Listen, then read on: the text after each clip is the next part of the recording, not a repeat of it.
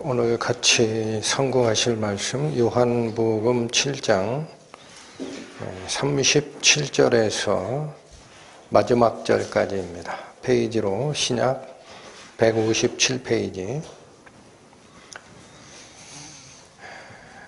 요한복음 7장 37절 명절 끝날 곧 큰 날에 예수께서 서서 외쳐 가라사대 누구든지 목마르거든 내게로 와서 마시라.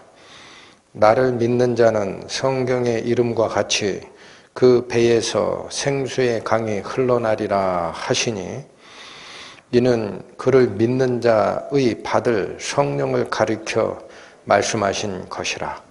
예수께서 아직 영광을 받지 못하신 고로 성령이 아직 저희에게 계시지 아니하시더라. 이 말씀을 들은 무리 중에서 혹은 이가 참으로 그 선지자라 하며 혹은 그리스도라 하며 어떤 이들은 그리스도가 어찌 갈릴리에서 나오겠느냐 성경에 이르기를 그리스도는 다윗의 씨로 또 다윗의 살던 촌 베들레헴에서 나오리라 하지 아니하였느냐 하며 예수를 인하여 무리 중에서 쟁론이 되니 그 중에는 그를 잡고자 하는 자들도 있으나 손을 대는 자가 없었더라. 하속들이 대제사장들과 바리새인들에게로 오니 저희가 묻되 어찌하여 잡아오지 아니하였느냐. 하속들이 대답하되 그 사람의 말하는 것처럼 말한 사람은 이때까지 없었나이다 하니 바리새인들이 대답하되 너희도 미혹되었느냐. 당국자들이나 바리새인 중에 그를 믿는 이가 있느냐. 율법을 알지 못하는 이 무리는 저주를 받은 자로다. 그 중에 한 사람 곧 전에 예수께 왔던 니고데모가 저희에게 말하되 우리 율법은 사람의 말을 듣고 그 행한 것을 알기 전에 판결하느냐. 저희가 대답하여 가로되 너도 갈릴리에서 왔느냐. 상고하여 보라. 갈릴리에서는 선지자가 나지 못하느니라 하였더라. 기도하시겠습니다. 하나님 아버지, 오늘 저희는 요한복음 7장 마지막 파트에 기록된 초막절의 제일 마지막 날 큰 대회로 모이던 바로 그날 예수 그리스도께서 선포하신 이 생명의 말씀의 뜻을 선고하고자 합니다. 이 사람의 지혜로 어찌 그 하나님의 영적 깊은 뜻을 알 수 있으리까. 당신께서 함께하여 주시고 저희들의 마음을 어루만져서 말씀하신 선포의 영적 의미 가슴으로 받고 깨닫는 시간 될 수 있도록 은혜를 더하여 주옵소서. 예수님의 이름으로 기도 올립니다. 아멘. 37절 이렇게 시작을 합니다. 명절 끝날 곧 큰 날에. 여러분, 여기서 명절이라는 것은 어느 명절을 얘기하는 거죠? 2절에 이미 설명이 돼 있었습니다. 초막절에. 초막절 끝날. 근데 그 끝날을 그냥 초막절 끝날이라고만 말씀을 하지 아니하시고 큰 날이라고 표현을 했습니다.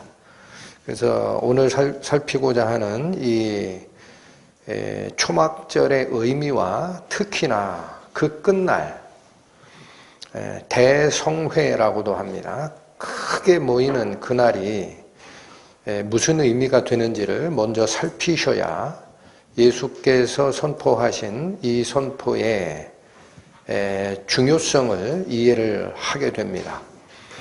여러분, 초막절은 전에 말씀을 다 드려서 이제는 아실 겁니다. 이스라엘에 7가지 절기가 있습니다. 7가지 절기. 그 중에 제일 마지막 7째 절기가 초막절입니다. 그래서 이 초막절은 이스라엘 달력으로 7월 15일부터 일주일간 지킵니다. 이스라엘 달력으로 1월 달에 일주일간 지키는 절기가 있었죠. 6월절, 연결된 무교절까지. 이게 연결되어 있기 때문에 어떤 때는 무교절이라고 부르고 어떤 때는 6월절이라고 부릅니다. 그래서 그게 이스라엘 달력으로 1월 달에 일주일간 지키는 큰 명절이고, 또 가을에 이스라엘 달력으로 7월 15일부터 일주일간 지키는 또 하나의 큰 명절이 요 초막절인데, 제가 자꾸 이스라엘 달력으로 7월 15일부터 일주일간입니다 이렇게 말씀을 드리는 이유는, 우리가 지금 가지고 있는 태양력으로 보면은 대충 3달 정도를 거기에 더 하셔야 됩니다. 그러니까 지금으로 얘기하면, 그러니까 우리가 가진 태양력으로 얘기하면 요 초막절은 10월 초에 시작이 됩니다. 10월 초, 그러니까 가을 거지가 다 끝난 뒤죠.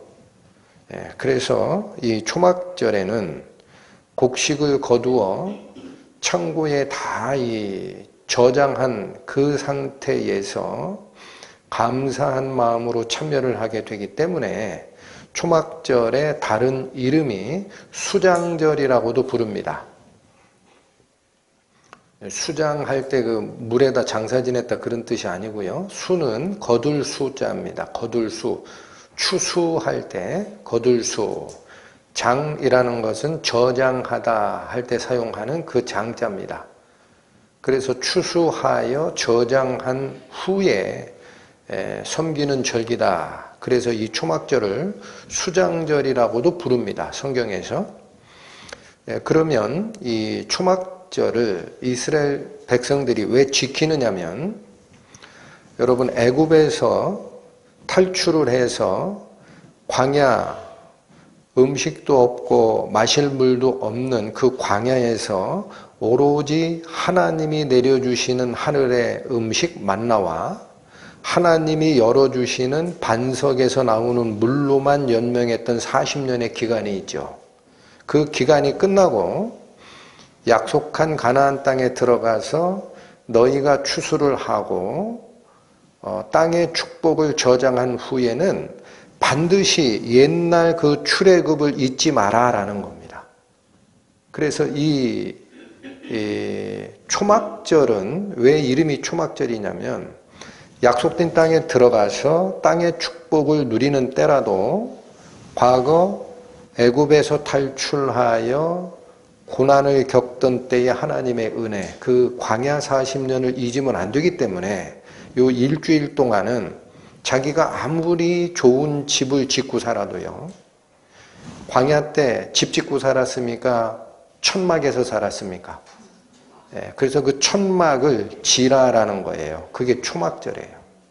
천막을 짓고 일주일 동안은 그 속에서 살라.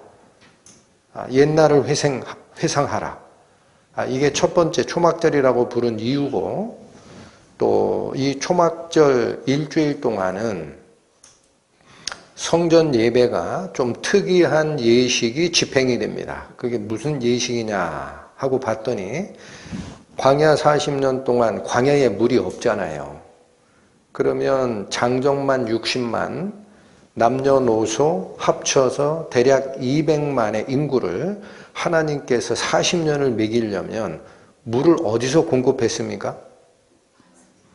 반석을 쳐서 명하여 물을 나게 하고, 기적적인 방법이죠. 그걸로 백성들과 그들이 데리고 온 가축들을 다 먹이니라라고 되어 있는 그 역사를 40년을 이끌어 주셨어요. 그래서 이거를 잊지 말라라는 뜻으로 초막절 일주일간은 실로암이라는 그 연못에서 금으로 된 그 그릇에다가 물을 떠다가 매일 아침 성전 제단에 붓는 예식행위가 일주일간 일어납니다. 그건 뭘 잊지 말라라는 뜻이냐? 광야에서 우리 생명을 유지시켰던 하나님의 은혜, 물을 주신 은혜, 이걸 잊지 말라. 이게 초막절의 의미입니다. 그런데 굉장히 특이합니다. 뭐가 특이하냐면 여러분 이스라엘의 1월 달에 7일간 지키는 절기가 있고 요 7월 달 7월 보름부터 일주일 동안 지키는 요 초막절이 있다라고 말씀을 드렸는데 요 초막절은 일주일로 끝나지가 않아요. 다 끝난 뒤에 8일째도 모여야 됩니다. 굉장히 특이한 절기예요. 그것도 어떻게 모이게 돼 있느냐면 이스라엘 백성이라는 백성은 전부 다 와야 돼요. 그래서 그걸 대회라고 합니다. 대회. 큰 모임으로 모여라. 그래서 이 내용을 일단 찾아갑니다. 구약성경 민수기 29장 페이지로 구약 246페이지입니다.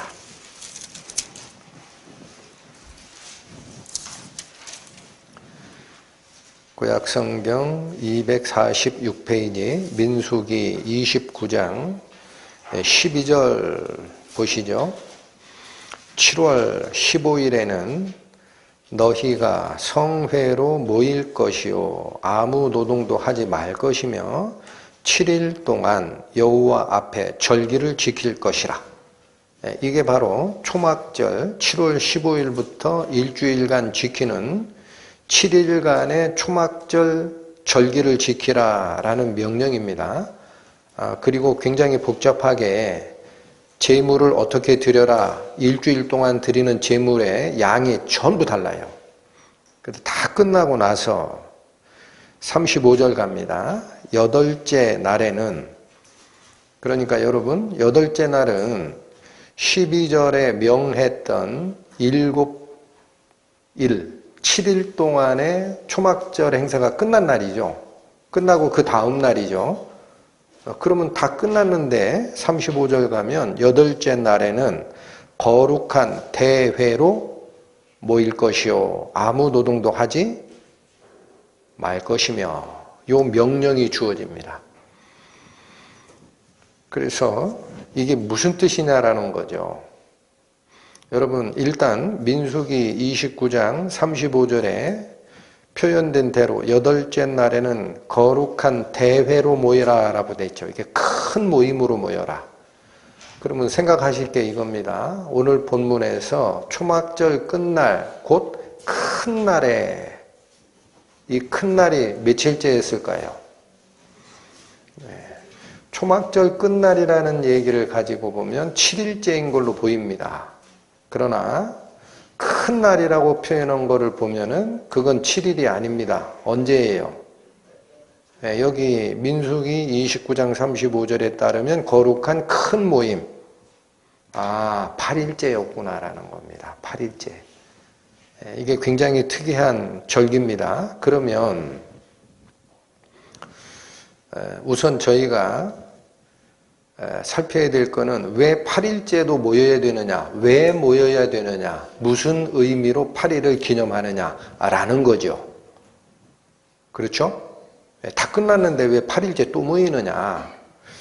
자, 여기 35절에 있는 말씀대로 하면 여덟째 날에는 거룩한 대회로 모여라. 이 거룩한이라는 표현은 하나님을 위한 모임이다라는 거예요. 그리고 대회로 모여라 라는 이 표현이 큰 모임으로 모여라, 한 사람도 빠지지 말고 다 모여라 라는 뜻인데 뒤에 뭐라고 다시 언급을 하시느냐, 아무 노동도 하지 말지라. 그러면 여러분 저희 요한복음 말씀 상고하는 일요 설교 말씀이 계속적으로 나가니까 이거 한 2번 정도 강조를 해드렸습니다. 안식일, 아무 노동도 하지 말라라는 이 말이 안식일을 지키라는 뜻이에요. 그럼 이 안식일의 의미가 뭐라고 지금 기억이 되십니까? 안식일 그러면 아무 노동도 하지 않는 날, 이렇게 낱말풀이 하는 단계는 우리 말씀사랑교회 성도들은 뛰어넘었어야 됩니다. 진작에. 그 뜻이 아닙니다. 무슨 뜻이에요? 안식일에는 사람이 하는 일이 쉬는 날이에요. 그러면 아무것도 안 합니까? 그렇게 안 돼 있어요, 성경에. 사람이 하는 일이 쉬고 하나님의 통치가 시작되는 날이 안식일입니다. 꼭 기억해 주시기 바랍니다. 사람의 일은 쉬고 누구의 일이 완성되는 날? 하나님의 일이. 예. 그러니까 이 여덟째 날에 거룩한 대회로 모이되 아무 노동도 하지 말라라는 이 말씀의 뜻은 뭐냐면요.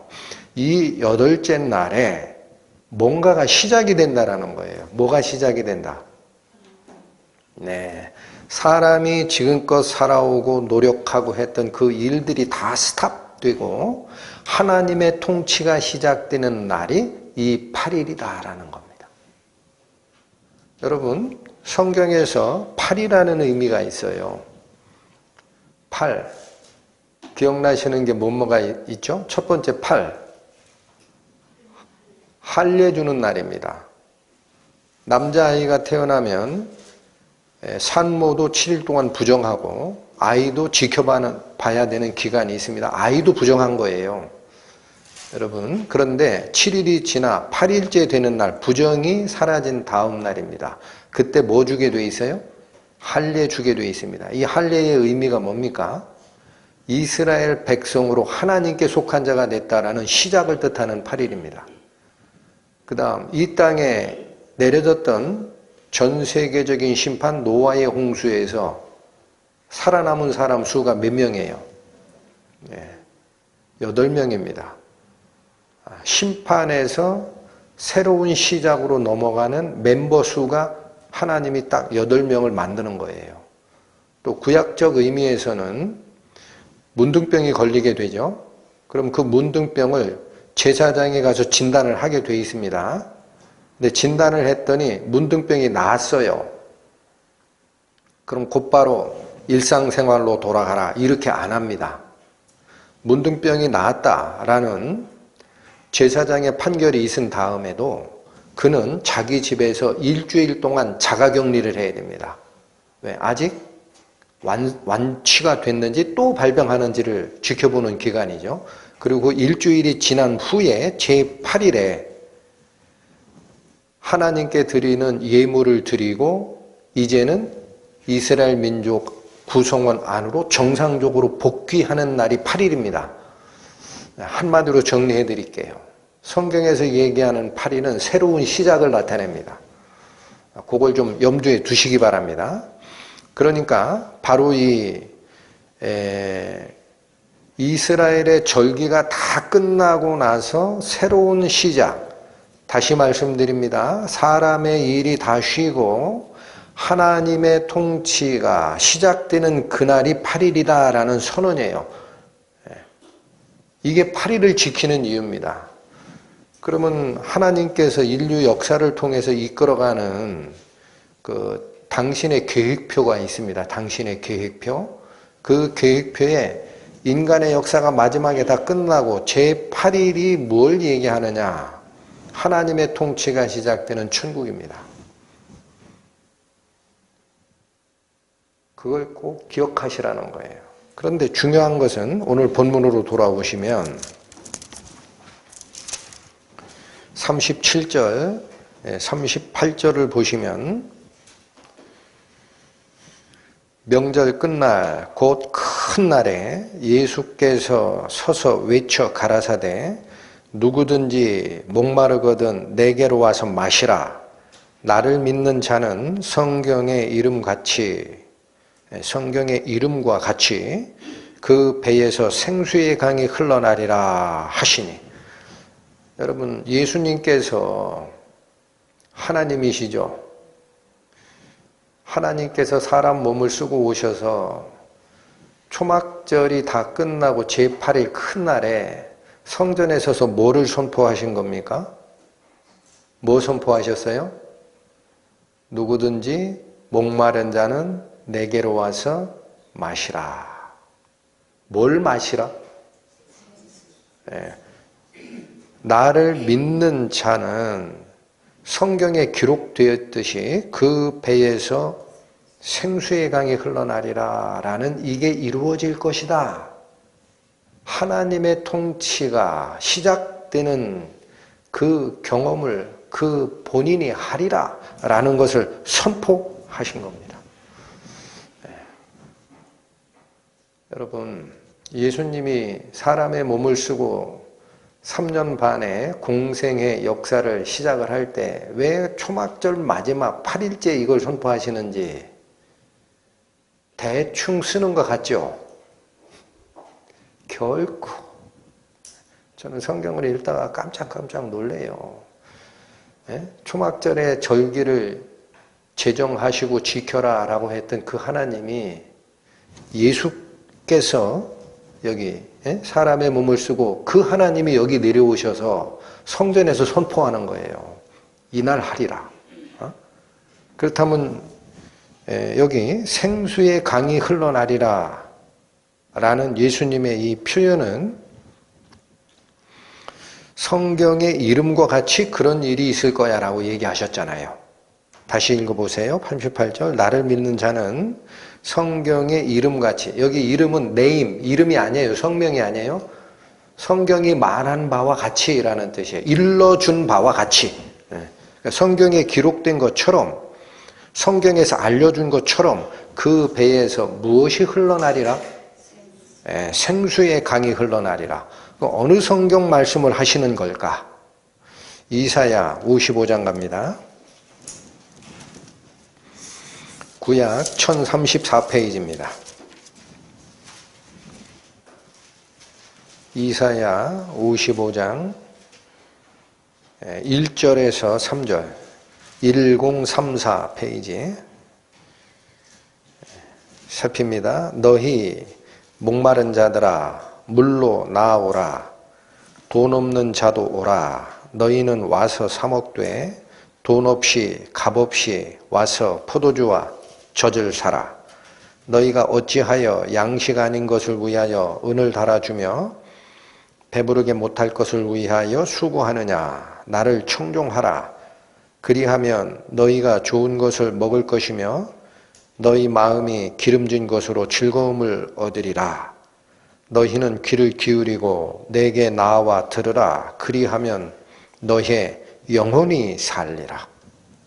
여러분, 이사야 55장 1절을 가져오는 겁니다.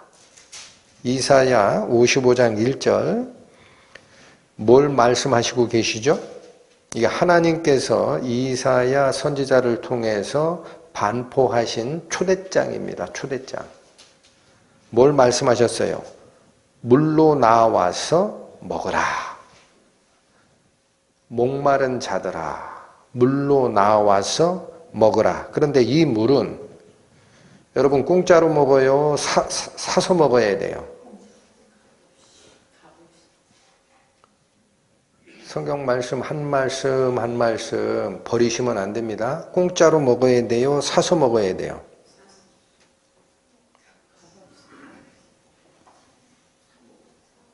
이런 문구를 읽으실 때 목사님 너무 힘들어요 그러죠? 왜냐하면 둘 다가 들어가 있는 것처럼 보이잖아. 뭐라고 돼 있어요? 물로 나오라 뒤에 돈 없는 자도 오라. 너희는 와서 공짜로 먹어라 이러면 아무 관계가 없는데 돈 없는 자도 오라. 너희는 와서 사 먹되 사 먹어야 되는 거네. 그런데 돈 없이 값 없이 와서 포도주와 젖을 사라. 공짜로 먹어라 사서 먹어라? 사서 먹어야 됩니다. 사서 먹으라고 돼 있잖아요. 맨 끝에도 뭐를 사라? 포도주와 젖을 사라.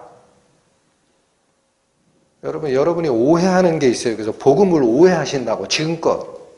복음이 공짜인 줄 알아. 허허. 하나님의 은혜를 싸구려로 만든 겁니다, 여러분. 복음은 절대 공짜가 아닙니다. 어마어마한 값을 치러야 돼요.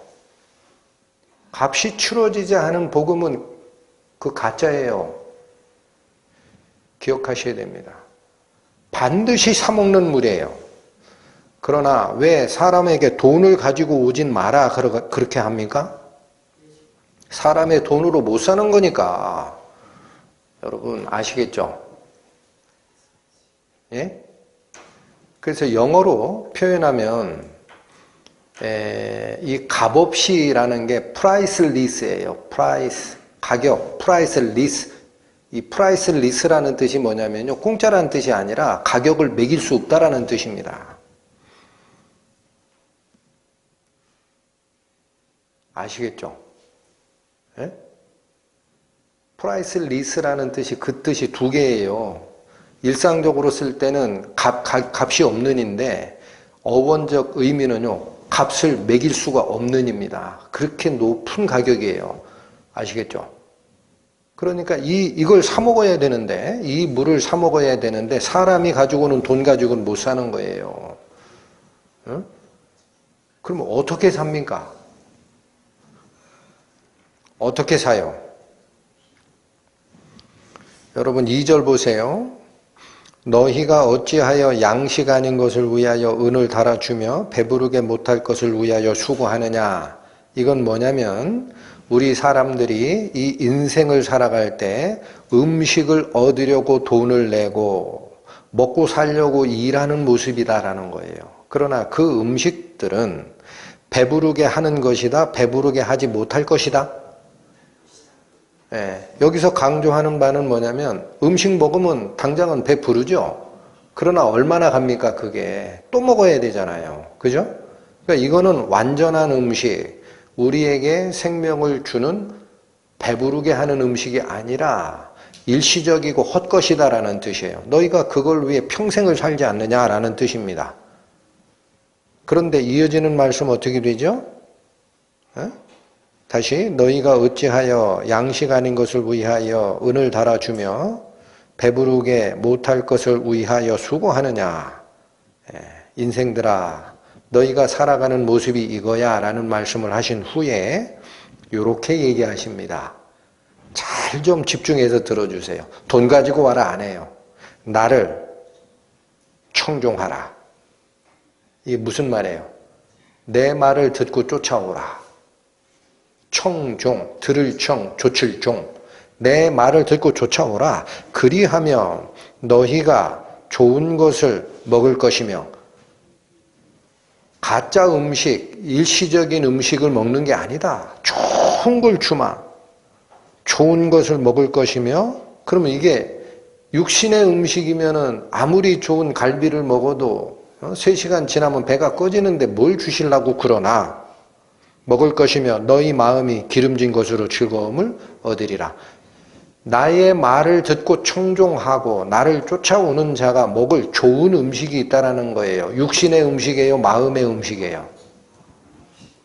너희 마음이 기름진 것으로 즐거움을 얻으리라. 하나님께서 마음의 양식을 주고 싶다. 그러니까 요쯤 되면은요. 요즘에도 세상에서 문학 좋아하는 분들 소설 읽고 좋은 고전 읽고 그거 마음의 양식이라고 하죠. 그거랑 이거랑 비슷한 건가? 이렇게 또 오해를 하게 딱 쉽게 돼 있어요. 그러니까 하나님은 딱 명시를 하십니다. 3절. 이 마음이 먹어가는 양식이 뭐냐? 너희 귀를 기울이고 내게 나와 들으라. 이것은 2절에 나를 청종하라 라는 말을 다시 풀어낸 겁니다. 다시 풀어낸 거예요. 그리고 나를 청종하라. 그리하면 좋은 음식을 먹을 것인데 너희 마음이 기름지게 되리라 라는 네 마음이 기름지게 되리라 라는 말씀을 3절에서는 뭐라고 해석한 거죠? 그리하면 너희 영혼이 살리라. 하나님이 얘기하는 거는 문학작품 통해서 마음의 안식을 얻고 봄과 가을에 책을 통해서 내가 마음의 양식을 먹었소라고 하는 사람이 얘기하는 그 수준을 얘기하는 게 아닙니다. 내 마음이 좋은 곳으로 살이 찐다가 무슨 뜻이다? 내 마음이 좋은 곳으로 살이 찌리라 라는 2절의 말씀이 무슨 뜻이다? 3절 전반부 너희는 귀를 기울이고 내게 나와 들으라. 그리하면 너희 무엇이 살리라? 사람들아, 너희 영혼이 죽어 있어. 그러니까 육신의 배고픔을 채우는 먹고 사는 일 때문에 돈도 주고 수고하고 평생 그렇게 살잖아. 그거 말고 내 말을 듣고 나를 쫓아오면 값은 내가 치른다. 너희 보고 돈 내라고 하는 게 아니다. 돈 없이 값 없이 살아. 내가 사줄게. 어떻게? 예수 그리스도의 피로 살게. 그것밖에 없어. 그러니까 너는 돈 낼 생각하지 말고 온전하게 나의 말을 듣고 쫓아오면 돼. 그리하면 결국 무엇을 얻게 된다? 너희 영혼이 살아나리라. 할렐루야. 이게 복음입니다. 이 말씀을 가져오시는 거예요. 그런데 내 말을 들으면 너희 영혼이 살리라 라고 했던 이 말씀이 55장 1절에서는 물로 나오라 라고 하죠. 그리고 좋은 것으로 먹여줄 터이니 너희의 죽어있는 영혼이 살아나는 일이 있으리라 라고 얘기를 했습니다. 그러면 뭘로 우리 영혼을 살리는 걸까? 하나님께서 무엇으로 우리 영혼을 살려내시는 걸까? 아직은 조각 그림에 아웃라인은 보이는데 세밀한 부분이 안 채워져 있어요. 이 말씀에. 그 조금 더 갑니다. 이사야 44장으로 갑니다. 이사야 44장 2절, 3절을 보시죠.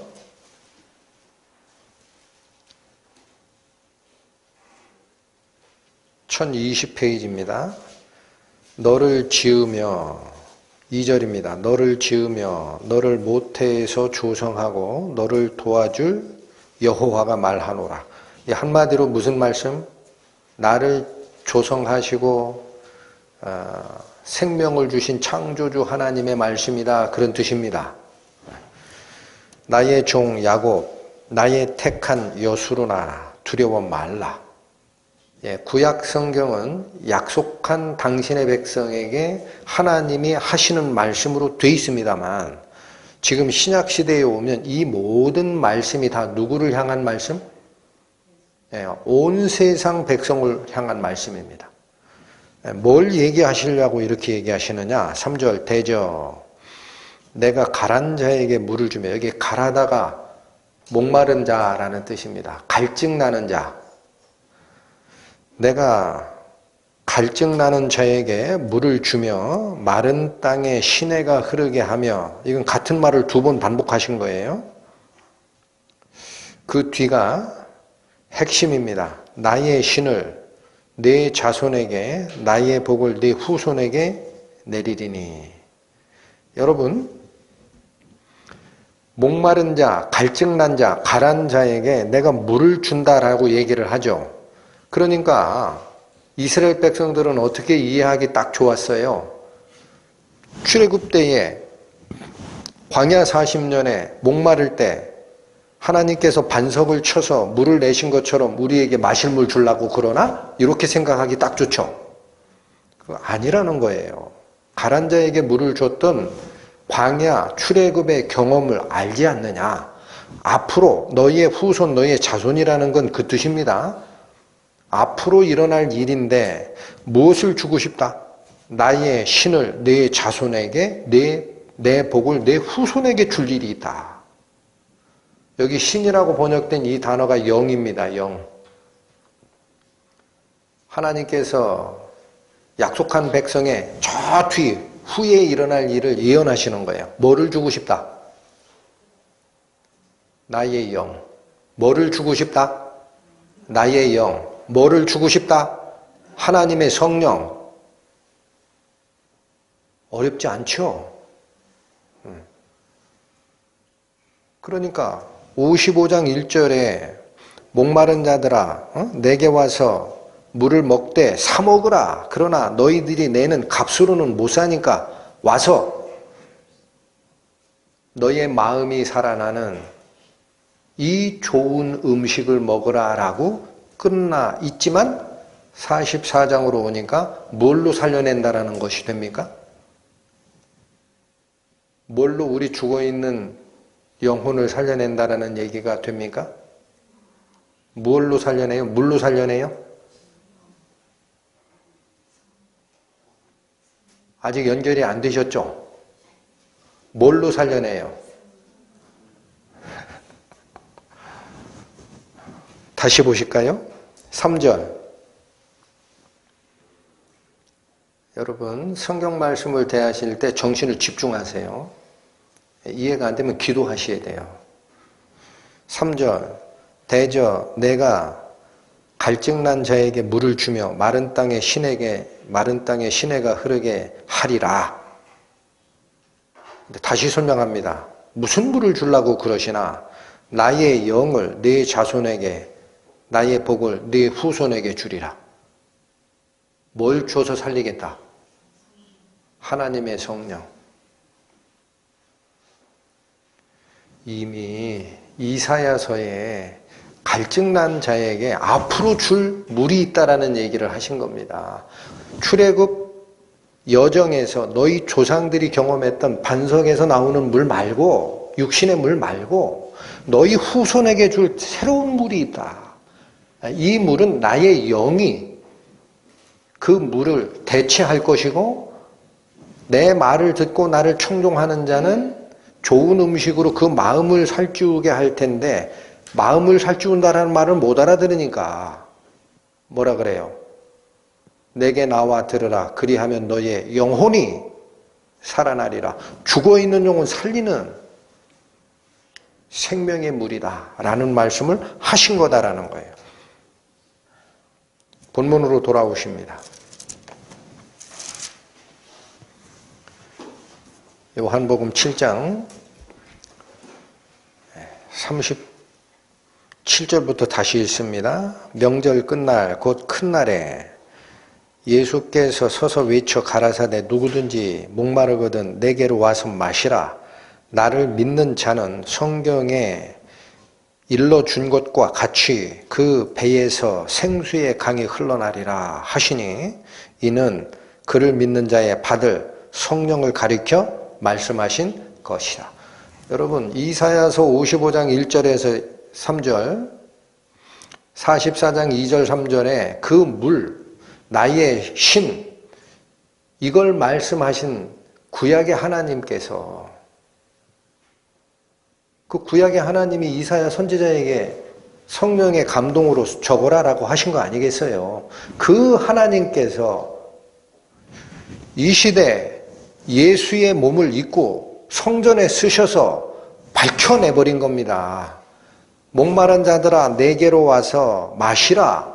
그리하면 믿는 자들이 받을 생수의 강이 흘러나리라. 왜 생수의 강이라고 했어요? 이사야서 기록된 말씀을 끌고 와야 되니까. 그래야 옛날에 약속했던 하나님의 은혜가 지금 성취가 되는구나, 이 사실을 사람들이 알게 되니까. 아시겠죠? 나사렛 목수의 아들 하나가 와서 쓸데없이 떠든 얘기가 아니구나 알게 되니까. 그래 놓고 설명을 한 거라는 거예요. 뭐라고 설명했어요? 이는 왜 생수의 강이 흘러나리라고 혼자 하냐? 이는 그를 믿는 자가 받을 무엇을 가리킨 말씀이라? 뭐가 어렵습니까? 쉽죠? 예수님께서 목마른 자들은 내게 와서 물을 마시라라고 얘기한 게 아니라는 거예요. 뭘 얘기하신 거다? 죽어있는 자들아, 너희 영혼이 살려면 성령을 마셔야 되니, 모든 날 마지막 제8일 하나님의 통치가 시작되는 이 시점에 너희는 이 성령을 마셔서 살아나야 된다. 이걸 선포하신 거라는 거예요. 그래서 저는 여러분 다시 한번 보세요. 구약의 출애굽을 이끌었던 여호와 하나님이 계시죠. 지금 성전에서 반포하시고 계신 예수님, 성자 하나님이 계시죠. 옛날에 일어났던 왜 40년을 200만을 끌고 다녔을까 하나님이 한번 생각해 보세요. 성경 모르시는 분도 한번 가슴을 열고 생각해 보세요. 야, 그런 말이 없었으면 내가 성경 믿겠다 하는 분들이 있을 거예요. 성경을 믿고 싶어도 못 믿겠다. 될 말을 해라.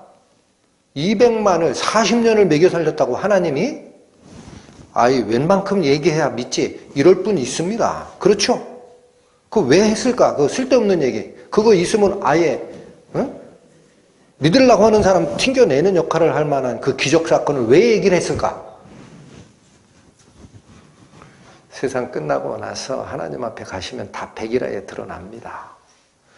이 빼도 박도 못할 이 어마어마한 사건을 해준 이유가 있어요. 출애굽이 중요한 게 아니에요. 이집트 백성이 나오는 그 얘기를 하는 게 아니라고. 요한복음이 얘기하는 건 뭡니까? 지금 우리가 출애굽을 해야 되는 사람이라는 거예요. 어디에 붙잡혀 있어요? 이스라엘 민족이 이집트에 종살이 했듯이 우리는 지금 세상에 종살이 하고 있다는 거예요. 이 세상 권세 잡은 자, 이 세상 임금 밑에 종살이 하고 있다. 거기서 빠져나오는 영적 출애굽이 너희에게 필요하다. 그걸 위해서는 광야에서 물을 낸 이 3차원 공간에 물, 워러, 그거 필요한 게 아니라 하나님의 성령, 홀리 스피릿, 이게 필요한 거야. 이걸 그 하나님이 인간의 몸을 쓰고 예수로 오셔서 지금 선포하고 있다는 사실입니다. 갈릴리 목수의 아들 하나가 와서 떠드는 게 아니고요. 그래서 여기 잠깐 한번 보시겠습니다. 출애굽 때에 여러분 광야에서 사람이 살아가려면 반드시 필요한 두 가지가 있어요. 뭐와 뭡니까? 먹을 것과 마실 것이죠. 먹지 못하면 죽어요. 맞죠? 아무리 금식을 잘하는 분이라고도 2달 굶겨보세요. 아무것도 안 주고 죽어요. 물은 더 빨리 죽어요. 물은 한 10일만 안 먹어도 생명에 문제가 생길 거요. 그 금식하는 분은 물을 마십니다. 그래서 이 먹을 것과 마실 것을 40년 동안 누가 공급했다? 하나님께서. 그게 출애굽의 핵심 교훈이에요. 지금 초막절이 출애굽을 잊지 말라라는 절기라고 말씀을 드렸잖아요. 출애굽의 교훈이 딱 그거예요. 40년 동안 아무것도 없는, 농사도 못 짓는 그곳에 왜 하나님께서 백성들을 40년을 거기 있게 했느냐면 너희의 생명이 하나님의 은혜로만 존재한다라는 사실을 기억하라. 여러분 보십시오. 출애굽기 16장 가십니다. 출애굽기 16장 구약 106페이지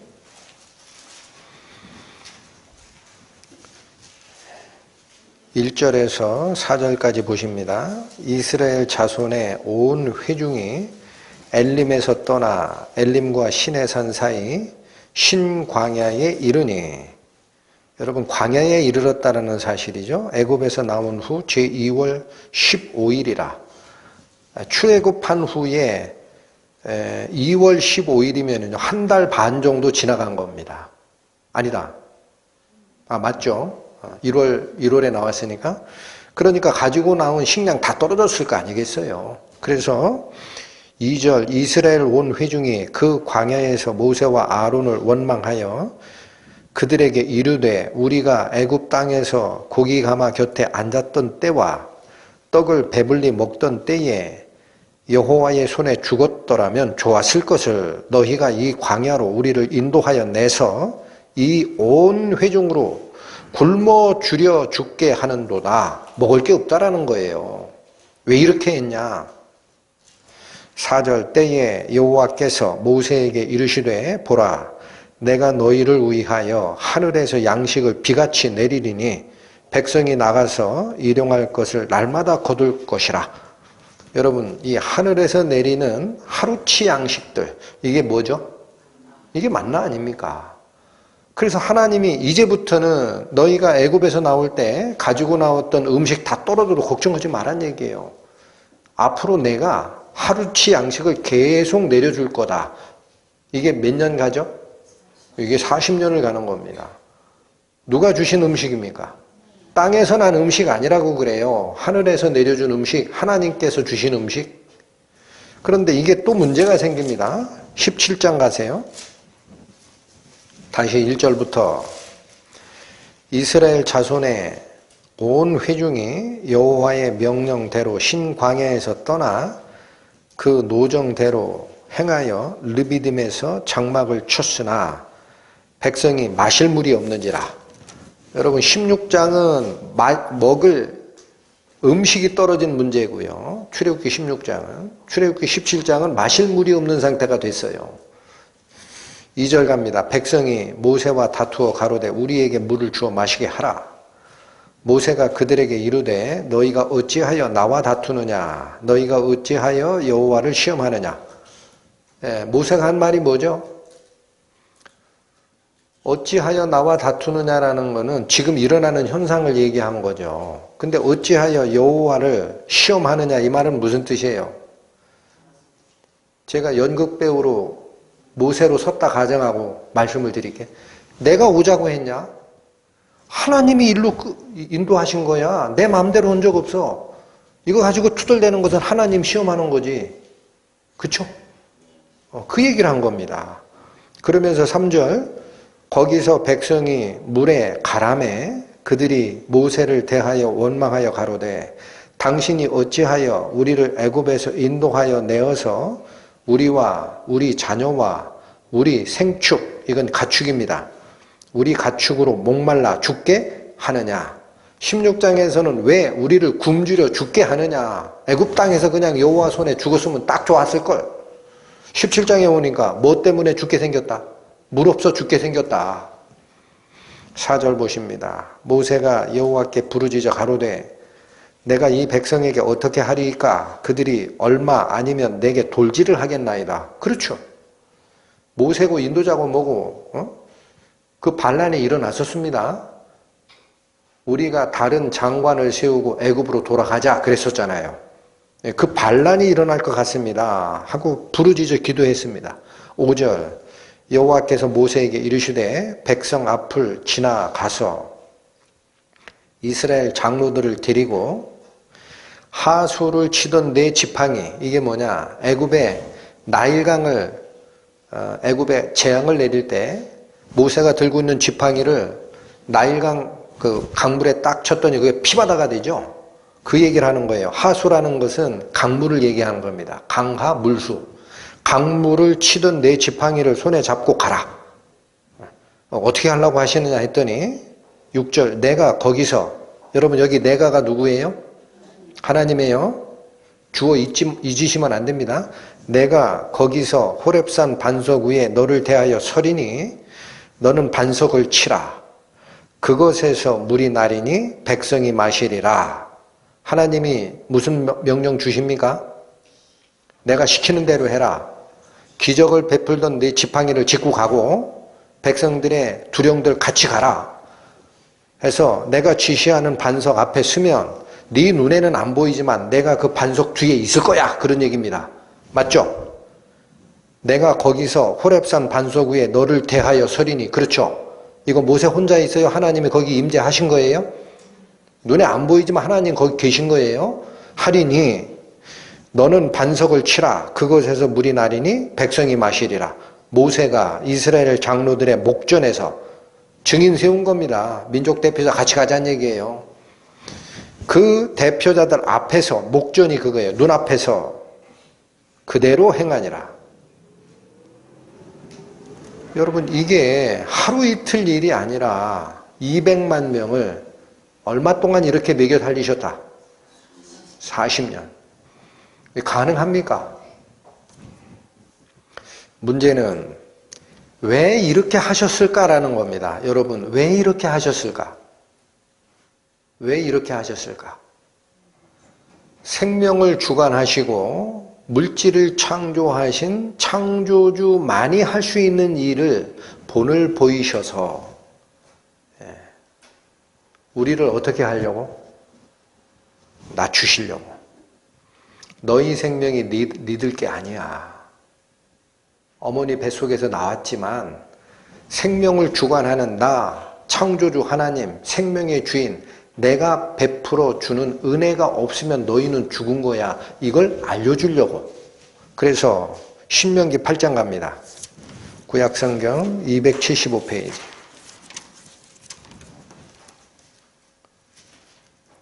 신명기 8장 출애굽의 이유를, 광야 생활의 이유를 설명합니다. 신명기 8장 2절. 내 하나님 여호와께서 이 40년 동안에 너로 광야의 길을 걷게 하신 것을 기억하라. 무슨 얘기예요? 왜 40년 동안 광야 생활을 했는지 아느냐? 이는 이유입니다. 이유. 너를 낮추시며 너를 시험하사 내 마음이 어떠한지, 마음이 뭐가 어떠한지 뒤에 나옵니다. 그 명령을 지키는지 아니 지키는지 알려 하심이라. 하나님 말씀을 내 생명을 주시는 법칙입니다 라고 그대로 쫓아가는 마음이 있는지 없는지를 알고 싶었다라는 거예요. 그런데 이거 어떻게 하면 안다고 나옵니까? 여러분, 출애굽 당시의 의미를 그렇게 설명했는데 지금 신약시대에 하나님의 말씀을 믿고 쫓아가겠다라고 지금 일요일 날도 놀러 안 가시고 여기 나오셨잖아. 그럼 우리는 어떻게 하나님의 법칙이 나를 통제하고 생명을 주시는 완전한 법칙인지를 알게 됩니까? 어떤 자세여야 알게 됩니까? 성경책 읽으면 알게 됩니까? 여기 중요한 얘기들이 꼭 숨겨 있어요. 왜 40년을 그렇게 하나님만 믿지 않으면, 다시 하나님이 없으면 먹지도 못하고 물도 마시지 못하는 생명의 위기를 40년을 이끌어 가셨느냐면, 첫 번째, 나를 낮추려고 그러는 거예요. 그렇게 돼 있죠. 이 40년 동안에 너로 광야의 길을 걷게 하신 것을 기억하라. 왜 그런지 아냐? 이는 너를 낮추셔서. 여러분, 사람의 마음이 낮아지지 않으면요, 하나님이고 뭐고 없어요. 이게 어떻게 하나님 말씀으로 믿습니까? 이스라엘의 모세부터 시작해서 그 사람들이 써낸 이스라엘 역사지. 이렇게 생각한다고. 내가 낮아진 경험이 없으면. 근데 하나님이 우리를 낮추셔서 그 말씀이 진짜 하나님인지를 알게 하려면 이 방법밖에 없었다라는 거예요. 3절, 너를 낮추시며 너로 줄이게 하시며 또 너도 알지 못하며 내 열조, 즉 조상입니다. 내 조상도 알지 못하던 무엇을 내게 먹이신 것? 만나. 음식 아닙니까? 이걸 먹이신 것은 이유가 있다라는 거죠. 사람이 떡으로만 사는 것이 아니요, 여호와의 입에서 나오는 모든 말씀으로 사는 줄 너로 알게 해주려고 그랬다라는 거예요. 여러분, 우리 사람의 육신의 생명은 떡으로 삽니다. 음식으로 살아요. 음식 안 먹으면 죽어요. 맞죠?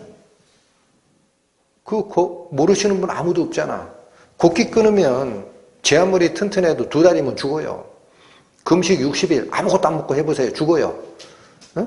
그런데 왜 광야 40년을 그렇게 했느냐면 음식 먹는 얘기 하려는 게 아니라는 거예요. 하나님이 뭘 가르쳐주고 싶었다? 사람이 떡으로만 사는 게 아니요, 하나님의 입으로 나오는 모든 말씀으로 사는 줄 알게 하려고 그 경험을 시켰다. 만나 경험은 그런 얘기인데, 그러면 반석에서 물 내신 경험은 왜? 뭐 때문에? 다시 내려가세요. 14절 한 번 더 나옵니다. 14절, 두렵건대 내 마음이 교만하여. 자, 여러분, 하나님이 제일 걱정하는 게 그거예요. 말씀 앞에 서 있는 사람의 교만입니다. 교만. 마음이 아직 낮아지지 않은 상태가 되면 아무것도 안 일어나. 그러니까 여기 두렵건대 내 마음이 교만하여 내 하나님 여호와를 잊어버릴까 하노라. 여호와는 너를 애굽 땅 종되었던 집에서 이끌어내시고 너를 인도하여 그 광대하고 위험한 광야 곧 불뱀과 전갈이 있고 물이 없는 간죽한 땅을 지나가게 하셨으며. 왜 물도 없는 광야를 지나가게 했느냐? 또 너를 위하여 물을 굳은 반석에서 내셨으며. 죽는 걸 보세요. 해결해 주세요. 반석, 바위에서 물을 내셔서 마시게 하시잖아요. 해결해 주신 것은 16절 내 열조도 알지 못하던 만나를 광야에서 내게 먹이셨나니. 물을 내서 생명을 유지시키고 만나를 내서 생명을 유지시킨 것은 다 만나를 주신 것과 물을 주신 것은 이는 다 왜 했느냐? 너를 낮추시며 너를 시험하사. 왜 시험하세요 하나님이? 왜 우리 마음을 낮추시는 작업을 하십니까? 하나님이 정복하고 싶으셔서? 하나님이 겁을 줘가지고 11조 내라고 해서 하나님이 좀 배 든든하게 잡수시려고? 하나님은 우리 인간의 손에서 뭘 받으시는 분이 아니에요. 친히 주시는 분이에요. 사람 손에서 뭘 가지고 하나님께 바칠 게 있다고. 이유가 딱 이거라는 거예요. 다 너를 낮추시며 너를 시험하사 마침내. 결국에는 그런 얘기예요. 끝에 가면 그런 얘기예요. 끝에 가면 내게 뭐를 주려 하심이었다. 무슨 복 받기를 원하십니까 여러분? 무슨 복? 하나님 믿고 예수님 믿고 쫓아간다라고 하시면서도 사실은 교회당에 올 때는 마음이 조금 놀놀해질 겁니다. 근데 집에 딱 돌아가면은 세상 사람들과 같이 사는 그 시간대로 딱 가면은요, 뭔가 하나 더 얻을까. 여전히 그 마음이 내 속에 있잖아요. 맞죠? 자유로운 분이 한 분도 없을 거예요. 그런데 여기 지금 뭐라고 하는 거예요? 그 복을 원하는 거냐? 그거 아니라는 거예요. 어느 복을 원한 거예요? 예수님이 오늘 선포하신 이 말씀, 바로 그 광야에서 이스라엘 백성을 이끌어내셨던 여호와 하나님께서 2000년 전에 이스라엘의 나사렛이란 동네에 한 목수와 정혼했던 마리아라는 처녀를 통해서 잉태케 하시고 거기서 사람 몸을 입고 나오신 성자 하나님이 되셔서 오늘 본문에 있는 것처럼 옛날에 일어났던 출애굽 말고, 잘 생각하세요. 그 출애굽 얘기하는 거 아니야. 그거 말고, 너희들이 먹고 사는 문제 내가 도와주겠다는 얘기 아니야. 그건 말고, 자녀 대학 잘 보내라고 기도하고 그런 건 말고, 영적 출애굽을 시켜주겠다. 너희 영혼이 종살이하고 있어. 너희 영혼이 영적 출애굽을 해야 돼. 그 얘기를 하시는 겁니다. 그래서 요한복음 6장 7장이 얘기하는 게 뭐예요? 여러분, 출애굽 때 생명을 다 누구에게 맡겼어요? 먹는 문제도 하나님, 마시는 물 문제도 하나님. 영적 출애굽에서도 하나님은 뭐를 책임지셔야 돼요? 우리의 영혼의 생명 책임지셔야 되죠. 그래서 6장이 만나 사건이고 7장이 물의 사건이에요. 6장 만나 사건에 뭐라고 얘기했죠? 요한복음 6장 가십니다. 요한복음 6장 153페이지. 뭐라고 말씀하셨습니까? 32절에서 35절까지. 요한복음 6장 32절.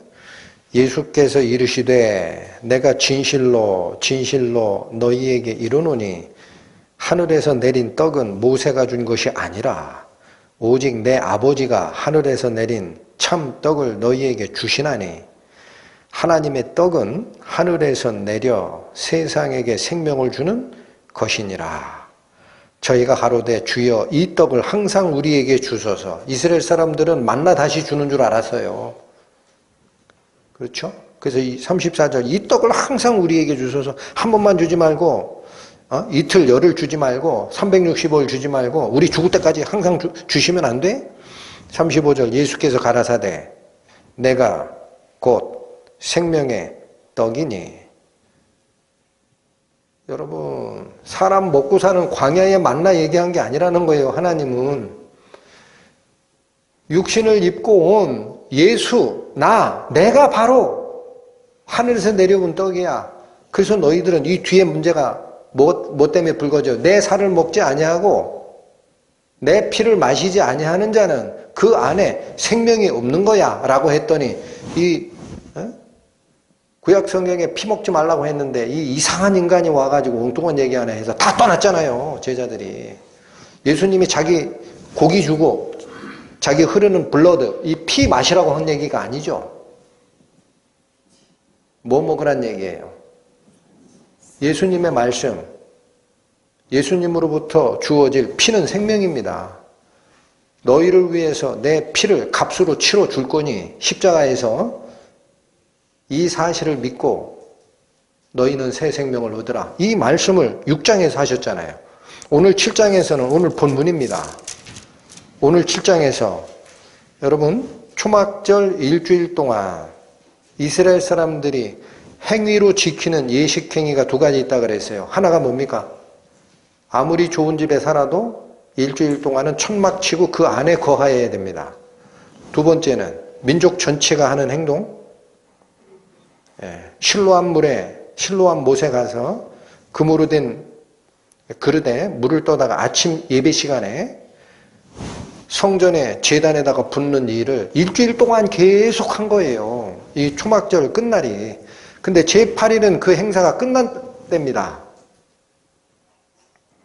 너희들이 일주일 동안 성전에다가 실로암 물 길어다가 성전 제단에다가 붓는 이 예식을 했잖아. 예수님이 그렇게 얘기하시는 거예요.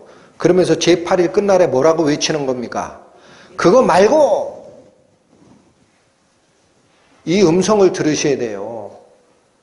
너희 제사장들아, 너희가 출애굽을 기념하기 위해서 그거 하고 있잖아. 일주일 동안. 그거 말고 그 물 가지고 안 돼. 명절 끝날 곧 큰 날에 예수께서 외쳐 가라사대 그 물 안 돼. 말고 뭘 먹어야 돼? 나를 믿는 자가 이 마음 속에서 솟아나는 생수의 강이 있으니 나를 마셔야 돼. 그렇죠? 그게 요한복음이 우리를 끌고 가는 복음이에요. 양대축이에요. 만나 사건과 반석에서 물이 흘러나와서 백성들이 먹고 산 그 사건이 예수께서 앞으로 하실 일이라는 거예요. 여러분, 그래서 성경은 다 누구를 지시하는 겁니까? 너희가 영생을 얻는 줄 성경을 상고하거니와 이 성경이 나에 대해서 증거하는 것이로다. 성경 전체는 예수님을 예표하는 겁니다. 예수께서 어떻게 이 일을 성취해내실 거냐라는 물질 세계에서 이뤘던 출애굽 아니고 영적인 출애굽이 너희에게 꼭 필요하니라. 그걸 선언하신 겁니다. 여러분, 하나만 더 살핍니다. 제가 자꾸 옛날에 있었던 애굽 출애굽 사건의 그 여호와 하나님이 지금 이 시대, 지금부터는 거꾸로 2000년 거슬러 올라간 요 시대의 목수의 아들로, 즉 마리아 처녀의 몸을 빌어서 성령으로 잉태하신 그 사람의 몸을 입고 오신 그 예수께서 선포하신 그 하나님이라고 자꾸 얘기를 합니다. 제가 안 믿어지죠?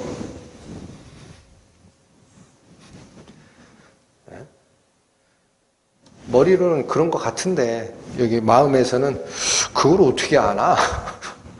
출애굽도 안 믿어지는데. 여러분, 고린도전서 한번 가보실까요? 고린도전서 10장 보세요. 신약 275페이지입니다. 고린도전서 10장 1절에서 4절 말씀 봅니다. 형제들아, 너희가 알지 못하기를 내가 원치 아니하노니. 이게 이중부정이라는 거예요. 이건 강한 긍정입니다. 한마디로 이것만큼은 꼭 좀 알았으면 싶다. 이어집니다. 우리 조상들이 다 구름 아래 있고 바다 가운데로 지나며 모세에게 속하여 다 구름과 바다에서 세례를 받고 다 같은 신령한 식물을 먹었으며 다 같은 신령한 음료를 마셨으니. 자, 무슨 말씀하시는 거죠? 출애굽입니다. 우리 조상들이, 이스라엘 백성들이 다 구름 아래 있었다라는 게 뭡니까? 구름 아래. 홍해 바다 바로 앞에 막다른 골목에 몰려있던 이스라엘 사람들을 애굽 왕 바로가 전차를 이끌고 쫓아왔어요. 얘네들 길도 못 찾고 있다 지금. 이 백성들을 인도한다라는 여호와는 길 찾는 데는 진짜 맹인 신인가 보다. 우리가 너무 무서워했다. 가서 또 뺏어오자. 놓친 게 잘못이야 하고 왔잖아요. 큰일 났잖아. 앞에는 바다요, 뒤에는 애굽 왕 바로의 전차 부대가 와 있어요. 백성들이 난리가 난 거야. 하나님이 어떻게 보호하셨어요? 낮에는 구름 기둥으로 밤에는 불 기둥으로 인도하셨던 그 하나님이 나타나셔서 이스라엘 백성과 애굽의 전차 군단 사이에 구름 장막을 치셨다고. 못 넘어오게. 밤새 기도해서 홍해 쫙 가른 다음에 먼저 건너가게 한 거예요. 아시겠어요? 그게 구름 아래에 있었다는 뜻입니다. 하나님의 보호 아래. 전부 다 구름 아래에 있었고 바다 가운데로 지나갔다. 하나님이 보호하셨고 하나님이 길을 내시지 않았냐? 다 모세에게 속하여 구름과 바다에서 세례를 받았다라는 게 뭐예요? 이 세상과 결별하는 경험을 했다라는 거예요. 재출발하는 경험을 했지 않냐? 3절 다 같은 신령한 식물을 먹었으며. 여러분 여기 신령한이라는 말은 영적인이라는 뜻입니다. 신령한이 무슨 뜻이라고요? 네. 그러면 다 같이 영적인 식물을 먹었다라는 것은 뭐를 먹었다는 얘기예요? 다 같이 뭘 먹었어요? 만나 먹었죠. 하늘에서 내리는 하나님의 양식 먹었죠. 이게 그 당시 조상들의 실제 먹은 것은 실제 만나를 먹었습니다. 근데 우리가 이 사건을 볼 때는 그게 영적 음식을 상징하는 거였다라는 거예요. 그 음식이 요한복음 6장에 뭐가 된 거죠? 내가 곧 생명의 떡이라. 나는 하늘에서 내려온 참 떡이라. 너희가 기다리는 육신적 음식 말고 내가 영적인 양식이야. 나를 먹어야 살아. 얘기했던 거죠. 예수께서. 너희가 다 영적인 식물을 먹으며 4절 다 같은 영적인 음료를 마셨으니. 뭘 마셨다? 반석에서 물을 내신 게 출애굽 역사에서는 실제 그 물이 나왔지만 우리 신약 성도가 바라볼 때는 이게 앞으로 뭐를 상징하는 거다? 영적인 음료. 그거를 상징하는 거다라는 거예요. 그러면서 뭐라고 하세요? 다 같은 신령한 음료를 마셨으니 이는 이 음료가 뭔지 아냐? 잘 읽으세요. 저희를 따르는 신령한 반석으로부터 마셨음에 그 반석은 곧 누구라? 여러분 아까 출애굽 역사에서 여호와 하나님이 모세에게 뭐라고 명했어요? 너는 강물을 내리치던 그 지팡이를 들고 백성들의 장로들을 이끌고 내가 지시하는 반석 앞에 서라. 내가 여호와 하나님 말씀에 내가 바로 너를 대하였으리니 그랬죠. 그 장소에 하나님 계셨어요? 안 계셨어요? 계셨다고요. 눈에 안 보이지만. 그래서 그냥 바위가 물을 낸 게 아니라 하나님의 능력이 물을 낸 거예요. 바위가 어떻게 물을 냅니까? 뒤에 하나님이 계시니까 물이 나온 거지. 맞죠? 그 하나님이 여기 뭐라 그래요? 다시 읽을까요? 4절 다 같은 신령한 음료를 마셨으니 이는 저희를 따르는 신령한 반석으로부터 마셨음에 그 반석은 누구라? 여러분 출애굽의 역사에서는 하나님이 너를 대하였으리라 그랬죠. 바위 뒤에서 너를 보고 있으리라 그랬죠. 그분이 하나님이에요. 출애굽에서는. 신약에서는 누구라고 그래요? 너희를 쫓아다녔던 반석 되시는 그리스도였다라는 거예요. 그분이. 아니, 출애굽 역사에는 여호와 하나님인데 왜 그게 예수라고 그래? 그분이 그분이라니까. 아직도 안 믿는구만.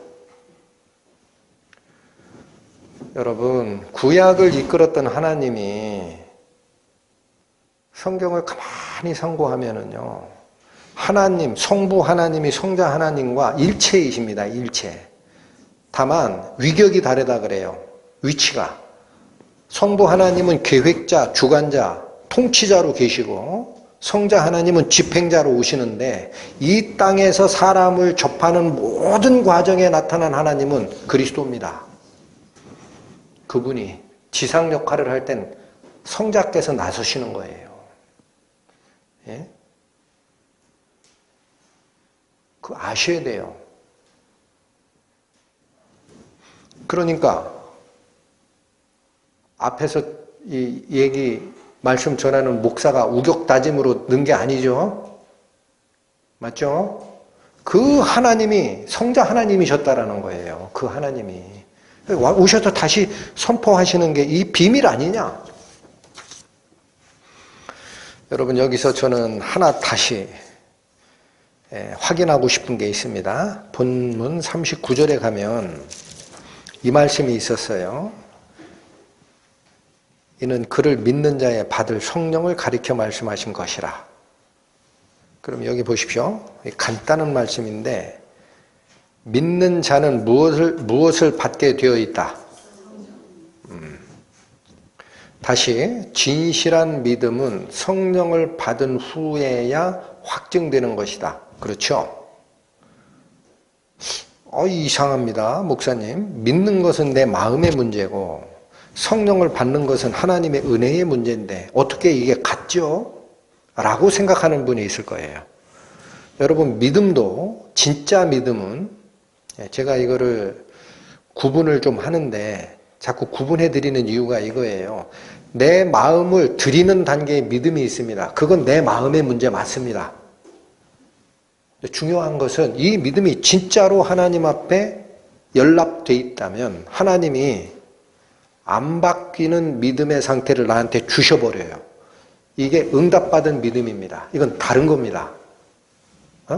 내가 성경 믿어요. 나 예수님 믿어요. 나 교회 다녀요. 그거 구원 아니에요. 그래서 여기서 보내드린 건 있지만 하나님이 응답해 주신 게 없기 때문에 구원 아니에요. 믿음이 받는 겁니다.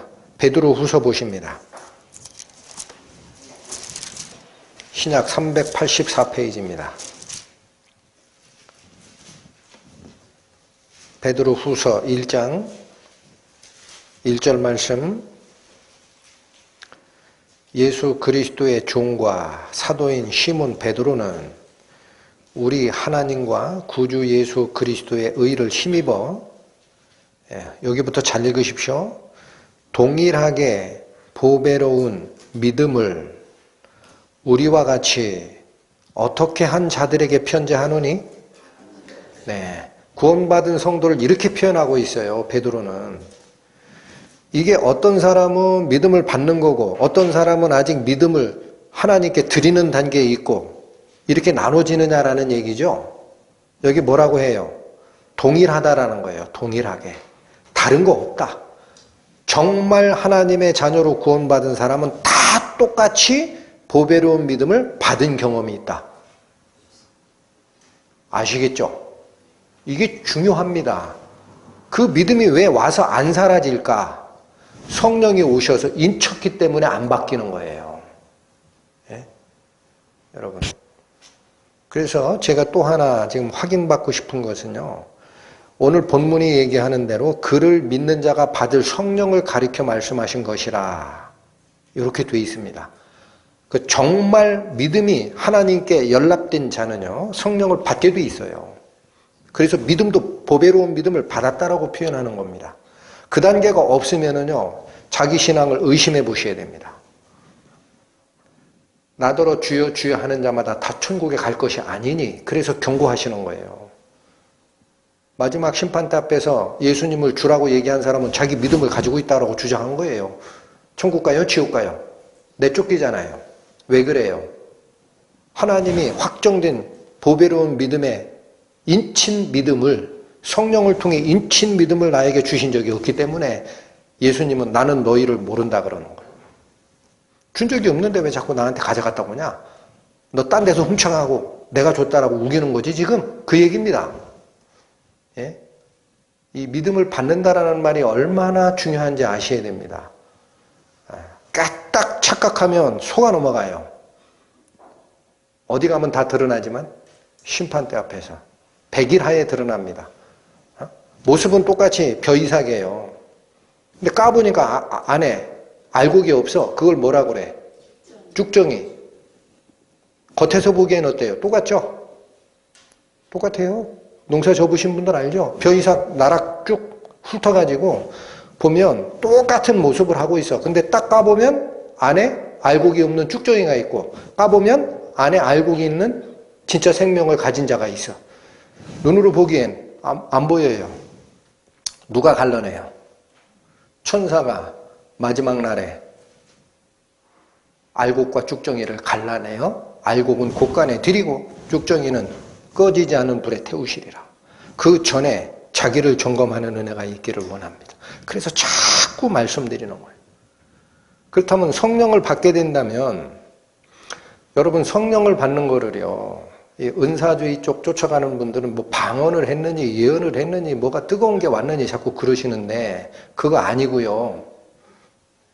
성령을 받으면 그런 일이 일어날 수는 있어요. 그러나 그런 일이 있다고 해서 성령 받은 게 아니에요. 인간의 감정 변화예요. 감정 변화. 응? 감정을 자극하는 다른 요인이 그렇게 나를 바꿔갈 수도 있다고요. 그러면 성령을 받으면 어떻게 바뀌느냐가 성경에 나와 있지 않느냐는 얘기예요. 그걸 보면 내가 구원을 받은 건지 아닌지를 점검할 수가 있죠. 로마서 8장 보세요. 신약성경 249페이지입니다. 로마서 8장 13절에서 15절 읽습니다.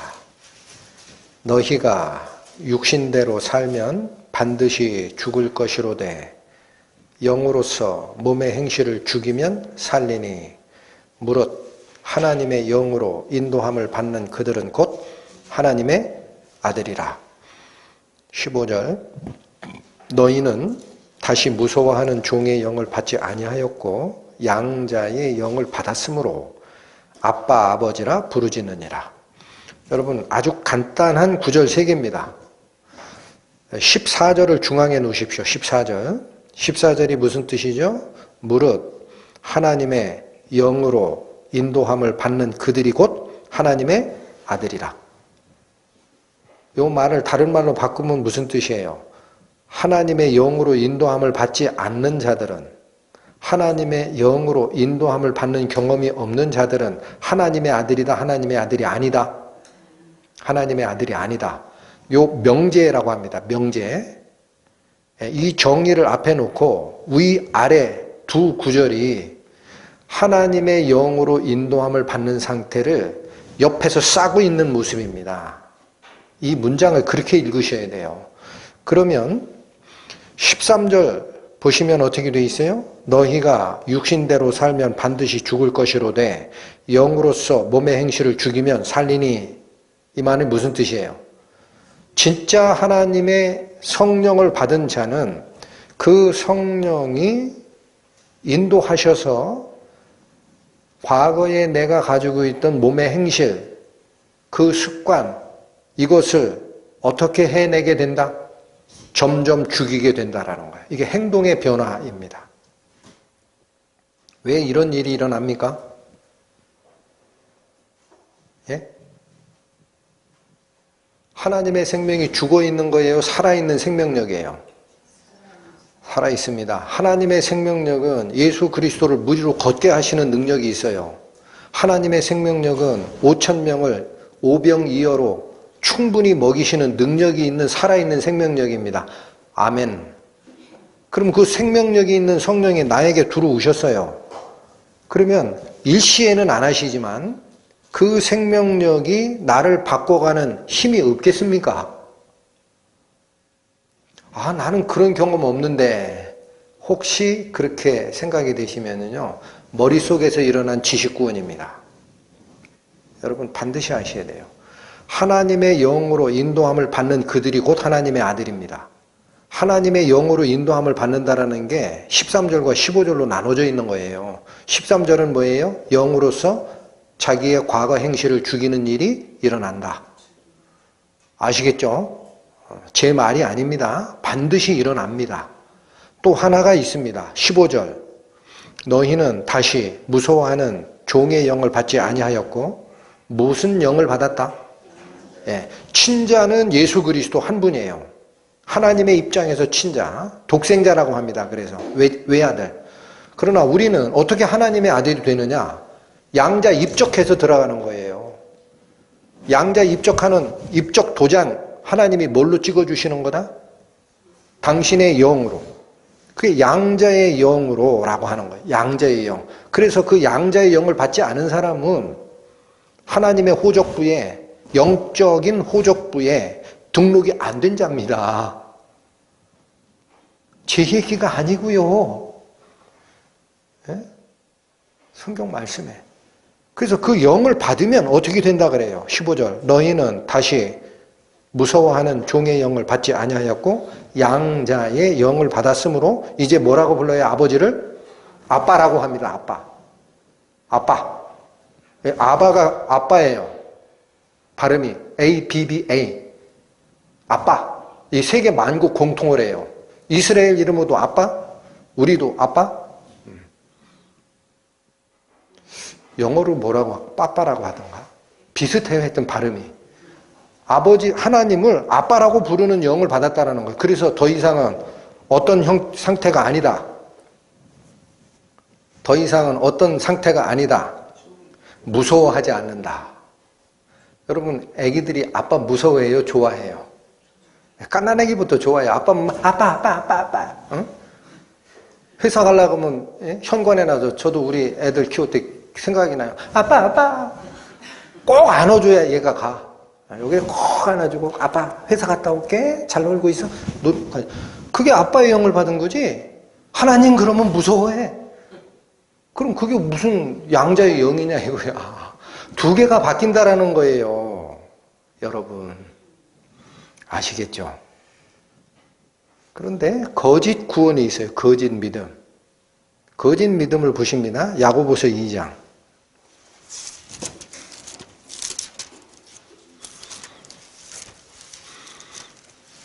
신약 372페이지 펴보시죠.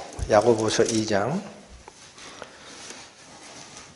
19절 20절 보십니다. 19절 20절 373페이지 야고보서 2장 19절. 내가 하나님은 한 분이신 줄 믿느냐? 여러분 유일한 하나님을 믿느냐라는 뜻입니다. 내가 하나님이 한 분이신 줄 믿느냐 이 말은 유일한 하나님을 내가 믿느냐라는 거예요. 이어지기를 잘하는도다 귀신들도 믿고 떠느니라. 여러분 귀신이 하나님 존재한다라는 걸 믿어요? 안 믿어요? 믿어요. 이게 지식적인 암, 지식구원의 단계라고 합니다. 근데 귀신은 영적으로 하나님의 영에 속한 자가 아니라 대적의 영에 속한 자예요. 그러니까 이 귀신들은 하나님만 보면 아빠 그래요? 무섭다고 피해요. 이게 지식구원의 상태라는 거예요. 유일하신 하나님을 알고 내가 믿는다라고 하지만 죽음이 내 앞에 왔을 때 심판의 상황이 내 앞에 딱 펼쳐졌을 때 무섭다. 그러면 그게 무서워하는 영을 받지 않고 양자의 영을 받았다라는 말과 반대잖아. 그렇죠? 바뀌는 거예요. 영이 오시면 바뀌는 거예요. 그 다음 뭐라고 또 돼 있습니까? 26절 가세요. 20절 먼저 읽고 갑니다. 아하 허탄한 사람아 행함이 없는 믿음이 헛것인 줄 알고자 하느냐. 믿음인데 행함이 안 나오는 것은 속이 비어있는 empty, vacuum, 진공 상태의 믿음이다라는 거예요. 속이 채워졌지 않은 거다. 이게 헛것이라는 뜻입니다. 속이 비어있는이라는 뜻이에요. 왜 이게 뭘 얘기하시는 걸까? 26절 가세요. 영혼 없는 몸이 죽은 것 같이 행함이 없는 믿음은 죽은 것이니라. 여러분 여기 우리 성경에는 영혼이라고 번역이 되어 있죠. 근데 이게 헬라어 단어로는 영입니다. 푸뉴마입니다. 영이 없는 몸이 죽은 것 같이 행함이 없는 믿음은 죽은 것이라. 그렇죠. 사람이 언제 죽었다고 판정이 나요? 육체가 썩어야 죽었다고 사망 판정 내려요? 아닙니다. 육체는 멀쩡합니다. 조금 전까지. 그런데 여기에 생명작용이 없는 걸 느껴요. 의사가. 왜 느껴요? 영이 떠나버렸는데 시체만 있지. 이게 살아있는 믿음이다. 죽어있는 믿음이다. 죽어있는 믿음이다. 그러니까 여러분 19절 귀신이 믿고 떠는 믿음 단계에 있으면 큰일 납니다. 꼭 자기를 점검하세요. 응? 하나님 앞에 구원받고 성령을 받은 사람은 변화되는 게 있어요. 교만하라고 얘기해드리는 게 아닙니다. 그 사람은요 이미 재판장 되신 하나님 앞에 서본 경험이 있습니다. 이 말씀을 잘 들으십시오. 우리가 나중에 최후의 심판 때 안 서는 이유가 있어요. 면제시킨 게 아니에요. 이미 섰어요. 자기 생애 중에 서요. 하나님의 심판 앞에 서는 경험이 있어요. 내 자신이 낱낱이 빨개 벗겨지는 그 경험을 말씀 앞에서 합니다. 아이고, 나는 죽을 수밖에 없구나. 죄와 형벌의 두려움 앞에 벌벌 떠는 경험이 있어요. 그래서 어떻게 해요? 하나님 제발 절 살려주십시오. 다 드리겠나이다 하고 자기 자신을 죽이는 결정이 지나갑니다. 이게 없으면은요 그냥 교회 다니고 뭐 얘기 듣고 복음 얘기 듣고 내가 구원받았다고 착각하는 거예요. 내 생명은 하나님 앞에서 심판대 앞에서 하나님의 말씀 앞에 죽는 경험이 없는 자는 가짜 구원인 줄 아셔야 됩니다. 그 경험이 통과되는데 왜 다시 무섭냐고요. 어? 심판대 앞에 통과하는 경험이 거쳐간 자인데 왜 무섭냐고. 심판을 건너뛰었지 이미. 그래서 전혀 두렵지 않아요. 그렇다고 교만해지면 안 됩니다. 왜 교만해질 수 없어요? 심판대 앞에서 자기를 죽이는 결정을 하고 주인을 바꿔치기 했거든요. 이제부터는 내가 사는 게 아니라 나를 위해서 대신 죽었다가 사신 예수 그리스도 그 생명이 이 속에 들어와서 사는 것이요. 그러니까 성령의 음성이 주인이 됩니다. 이 음성이 얘기하는 대로 100% 행함에 순종은 못하더라도 그 음성이 지시하는 대로 내 행동이 바뀌어가고 성품이 바뀌어가고 이기적인 게 바뀌어가고 사랑으로 바뀌어가고 구원받은 형제 자매를 귀하게 여길 줄 알고 그렇게 가는 겁니다. 여러분 계시록 21장 한번 가보고 오십니다. 신약 422페이지.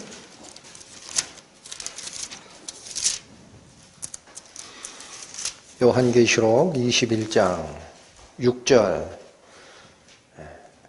8절까지 살피겠습니다. 예수님께서 하시는 말씀입니다. 또 내게 말씀하시되 이루었도다. 나는 알파와 오메가요 처음과 나중이라. 여기 알파 오메가라는 이 스펠링은 헬라어의 맨 첫 번째 스펠링이 알파입니다. 영어의 A예요. A. 오메가는 영어의 Z라고 하는 거예요.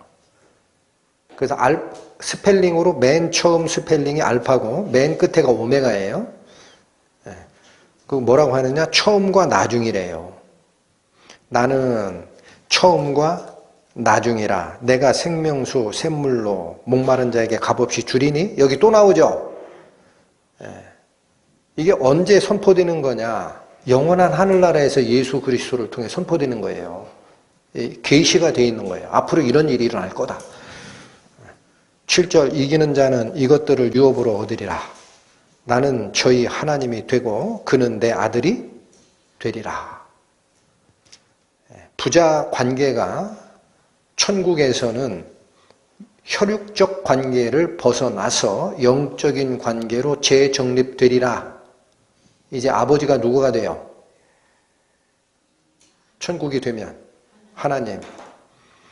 그래서 이 땅에서 살 때는 부부간에 서로 존중하고 사랑하고 부자간에도 사랑하고 효하고 하는 모든 게 얽혀 있지만은요, 하늘나라에 가면은 그 호적관계가 사라집니다. 여러분 명심하셔야 돼요. 하나님과 나와의 호적관계가 다시 세팅되는 거예요. 그게 하늘나라예요. 8절 그러나 자, 이 이기는 자가 상속 유업으로 하나님 나라를 승계할 것이다. 그러나 8절 두려워하는 자들과 믿지 아니하는 자들과 흉악한 자들과 살인자들과 행음자들과 술객들과 우상 숭배자들과 모든 거짓말하는 자들은 불과 유황으로 타는 못에 참여하리니 이것이 둘째 사망이라. 여러분 이기는 자가 천국을 유업으로 받고 그렇지 못한 자는 두 번째 사망에 처해어지리라 라는 말씀인데 8절에 보면 죄진 자가 맨 먼저 거명이 됩니까? 누가 제일 먼저 거명이 됩니까? 두려워하는 자. 여러분 두려워하는 자는 지옥 가는 거예요. 왜 그래요? 왜 그래요? 다시 설명드리겠습니다. 구원을 받는다라는 것은 내 머리로 성경의 지식을 가지고 내가 오케이 하는 게 아니에요. 내가 죽을 수밖에 없다라는 하나님의 심판대 앞에 본인의 죄와 형벌에 대해서 벌거벗은 듯이 쓰는 경험이 있습니다. 그리고 그 말씀 앞에 나를 완전히 드리는, 나 자신을 죽이는 결정이 있습니다. 그게 그에게 지나가는 사전 심판입니다. 건너뛰었어요. 그러고 나서 다시 사는 경험을 하는 거예요. 그런데 그 사람이 왜 다시 심판을 받아요? 두려움이 사라지는 게 정상입니다. 두려움이 남아있는 거는 왜 남아있죠, 그러면?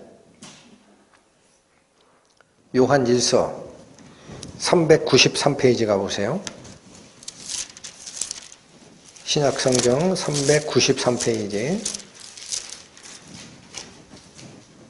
요한일서 4장 18절 보십니다.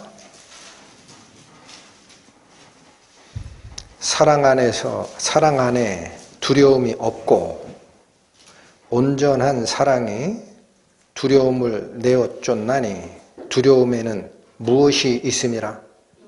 네. 두려워하는 자는 사랑 안에서 온전히 이루지 못하였느니라. 여러분 본인들이 하나님의 심판대 앞에 서는 어떤 상황의 전개 앞에 내가 두렵다라는 느낌을 느끼는 분이 있으면요, 말씀 앞에 무릎 꿇고 기도하셔야 됩니다. 어떤 사람이 다른 사람을 향하여 구원이다 아니다 판단할 능력도 없을 뿐만 아니라 할 자격도 없습니다. 각자가 말씀 앞에 자기 신앙을 점검하셔야 됩니다. 그게 성령을 받은 자의 두 가지 변화입니다. 오늘 본문으로 다시 돌아가십니다. 요한복음 7장.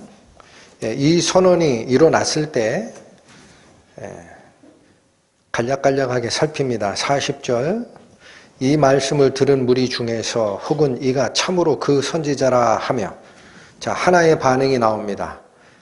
이 말씀을 들은 무리 중에 일부가 예수 이 사람은 그 선지자가 진짜 맞아 이랬어요. 근데 이 그 선지자는 모세와 같은 선지자, 다시 오실 선지자, 사마리아 사람들이 가지고 있었던 타헤브라는 그 선지자입니다. 이렇게 이해한 사람이 있었고, 41절. 혹은 그리스도라. 이건 정확한 이해죠. 그냥 선지자가 아니라 구세주라는 거예요. 우리의 모든 문제를 해결하실 구세주다. 이렇게도 되고, 41절. 어떤 이들은 그리스도가 어찌 갈릴리에서 나오겠느냐. 성경에 이르기를 그리스도는 다윗의 씨로, 이 말은 다윗의 후손으로라는 뜻이에요. 또 다윗이 살던 촌, 그 마을이란 뜻입니다. 베들레헴에서 나오리라 하지 아니하였느냐. 지난주에 살피셨죠. 미가서 5장 2절에 베들레헴 에브라다야, 너는 유대 모든 족속 중에 작지 아니하도다. 왜냐하면 너에게서 다스릴 자가 나오리니. 그쵸? 이 예언 알고 있는 겁니다. 그러니까 이들은 예수가 갈릴리 출신이라는 것은 알지만 탄생은 호적 때문에 자기 본적지인 베들레헴에 가서 말구유에서 태어난 걸 모르는 거예요. 모르는 거라고. 안다 하지만 모르는 거라고. 자, 그래서 반응이 세 가지가 나옵니다. 이는 그 선지자다. 다시 오실 그 선지자다. 또 하나, 이는 아니다. 메시아가 맞다. 또 하나, 메시아는 무슨 메시아? 갈릴리 사람이 어떻게 메시아가 돼? 베들레헴에서 나온다고 돼 있어. 아니야. 이 3파로 갈라졌죠? 이거 잡으러 갔던 성전 경비대 행동을 한번 보십니다. 43절부터. 예수를 인하여 무리 중에서 쟁론이 되니, 여러분 이 쟁론이 됐다라는 말은 40절, 41절, 42절처럼 제각각 생각이 달랐다라는 거예요. 이렇게 쟁론이 되니 44, 그 중에는 그를 잡고자 하는 자들도 있으나 손을 대는 자가 없었더라. 이게 어느 상황이에요? 예수님 체포하자라고 스스로 결의했던 사람들이 있었죠. 30절에 저희가 예수를 잡고자 하나? 그죠? 그러니까 무슨 얘기냐면 성전 경비대 말고도 자체적으로 예수를 잡아야 되겠다라고 결정했던 사람들마저도 행동에 옮길 수는 없었다라는 거예요. 왜 행동에 못 옮겼을까요? 왜 못 옮겨요?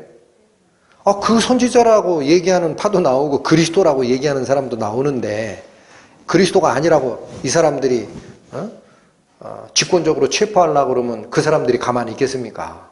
그러니까 무리 중에 쟁론이 생겨서 일치된 의견이 나오지 않는 상태였다. 그래서 체포하자라는 마음을 가진 자들도 행동에 옮길 수가 없었다. 45절 하속들이 이게 누구예요? 대제사장과 바리새인들이 보낸 자죠. 32절 올라가세요. 예수께 대하여 무리에 수군거리는 것이 바리새인들에게 들린지라 대제사장들과 바리새인들이 그를 잡으려고 누구를 보내니? 하속. 하속이 아랫사람이란 뜻이에요. 근데 이게 누구냐? 성전 경비대고 구약 성경에 의하면은요 아무나 성전 경비대에 들어가는 게 아닙니다. 레위인 중에서 들어가요. 제사장보다는 못 차지만은 레위인들은 율법과 성경에 굉장히 열심인 사람들입니다. 그들이 성전 경비대로 차출돼서 여기 체포조로 내려간 건데 45절 하속들이 대제사장들과 바리새인들에게로 오니 체포했어요? 그냥 갔어요? 저희가 묻되 어찌하여 잡아오지 아니하였느냐. 여러분 45절 맨 앞에 접속사 그러므로가 생략되어 있습니다. 해석이 안 되어 있습니다. 한글 성경에. 이 말이 무슨 뜻이냐면 하속들이 자기를 파송한 대제사장에게 예수를 체포하지 않고 간 이유가 그러므로라는 말로 연결된 거예요. 그럼 이들은 왜 그냥 갔어요? 왜 명령을 안 지키고 그냥 갔어요? 군중이 서로 쟁론하고 그리스도라고 얘기하는 사람도 있는데 어떻게 잡아가요? 여러분 성전 경비대로 차출되는 이 사람들은 소속이 누구라고 그랬어요 제가? 레위인. 그 사람 성경에 밝다 안 밝다? 밝아요. 보는 눈이 있다고. 듣는 귀가 있어요. 그리고 무리 중에도 그리스도라고 얘기하는 사람이 있어. 그러니 어떻게 잡아가냐? 그냥 갔지. 그랬더니 47절 아닙니다. 46절 하속들이 대답하되 뭐라고 대답하는가 보세요. 그 사람이 말하는 것처럼 말한 사람은 이제까지 없었나이다. 이게 무슨 말이에요?